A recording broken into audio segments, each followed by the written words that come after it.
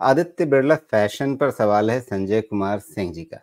छोटी अवधि का नजरिया जानना चाहते हैं आदित्य बिरला फैशन पे। तो शॉर्ट टर्म में ये क्या करने वाला है?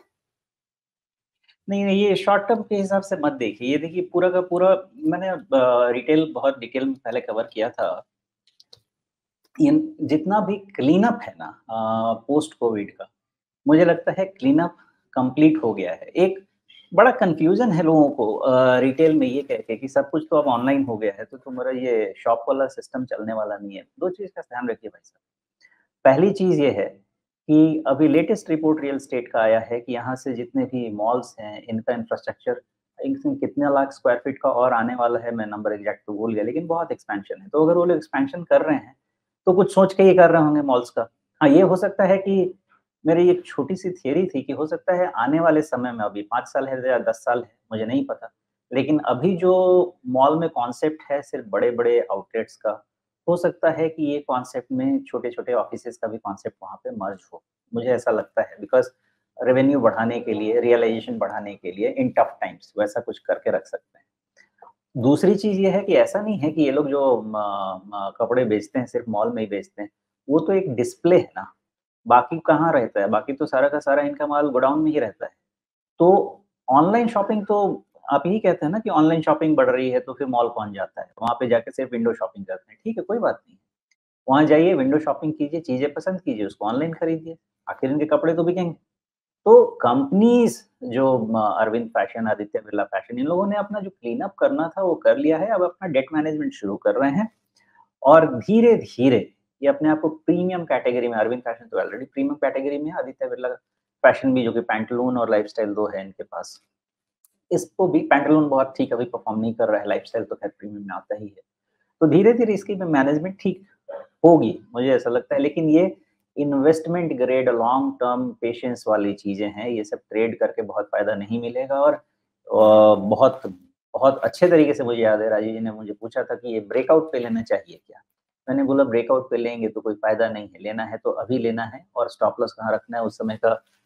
आज भी आप जाके पूछेंगे, मुझे पूछेंगे तो स्टॉप लॉस मैंने आपको 200 के आसपास का ही दिया होगा, 200-210 के आसपास का, उसके पहले कोई स्टॉप लॉस था नहीं है 200 के आसपास का। या हो सकता है 175 का, जो भी रहेगा।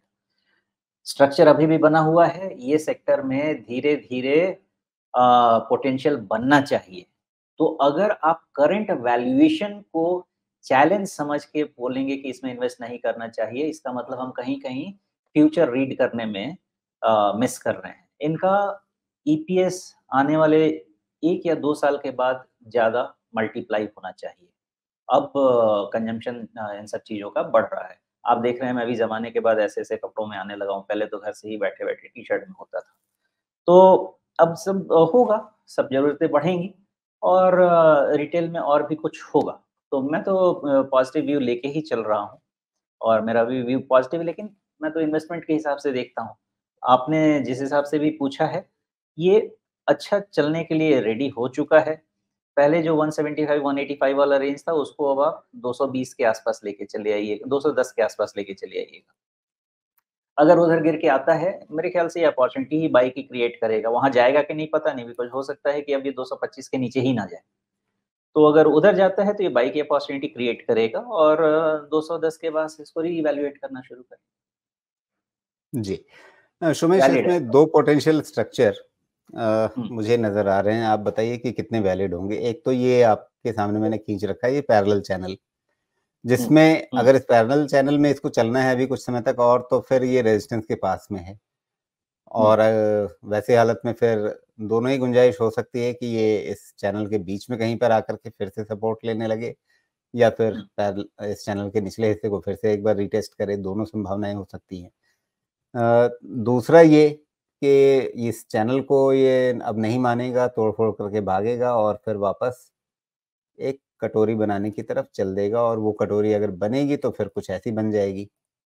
इनमें से क्या संभावना देख कर के ज़्यादा चला जाए? नहीं, ऐसा नहीं होगा। इसका एक्चुअल रेजिस्टेंस 250 के पास है।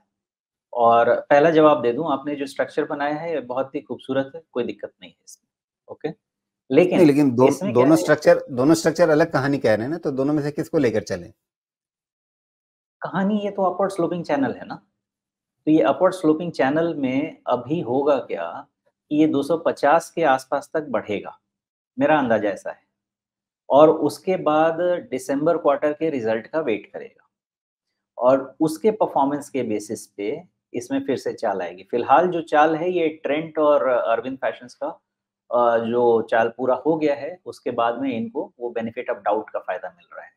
लेकिन मेन फ़ायदा इनको दिसंबर क्वार्टर रिजल्ट के बाद ही मिलेगा। लेकिन मैं ऐसा समझता हूँ कि 250 के पास जाके ये स्ट्रगल करने वाले हैं और उसके बाद देखते हैं ब्रेकआउट होता है कि नहीं, क्योंकि उसके बाद अगर ब्रेकआउट हुआ तो 10-15% का होगा। जी। 250 पे 10-15% का मतलब कि 25, 30, 40 रुपए और वहाँ से? बढ़ सकते हैं, करेक्ट। जी।